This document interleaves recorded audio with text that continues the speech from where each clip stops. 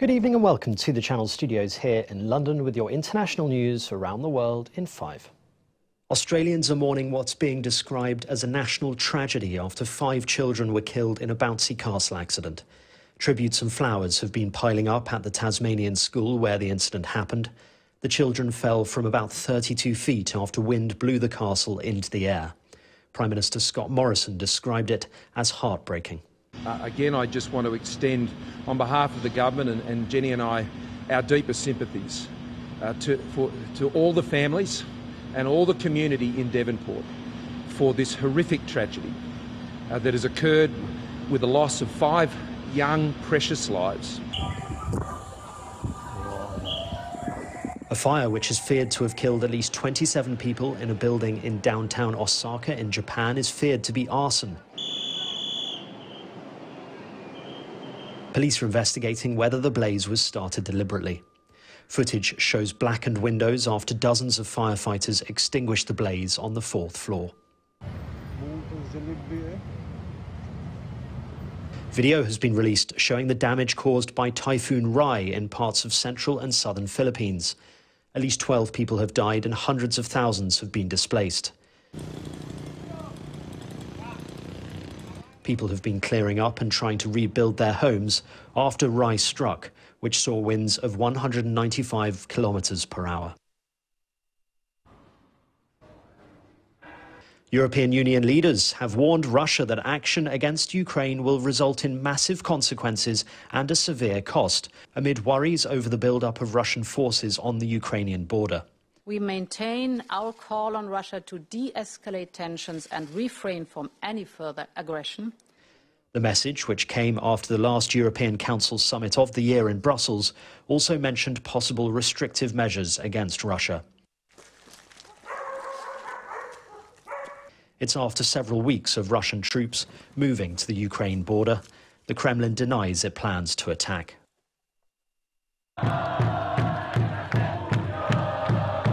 Crowds in Chile have been taking to the streets and celebrating after the widow of the former dictator, Augusto Pinochet, died at the age of 99.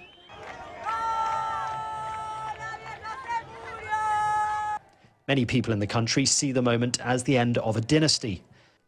Lucia Hiriart was seen as a philanthropist to some, but to others was reviled for her perceived influence on her husband. Meanwhile, campaigning for the Chilean election has just ended with rallies in Santiago. Chilean presidential candidates José Antonio Cast and the leftist Gabriel Boric wrapped up their campaigns ahead of Sunday's runoff vote.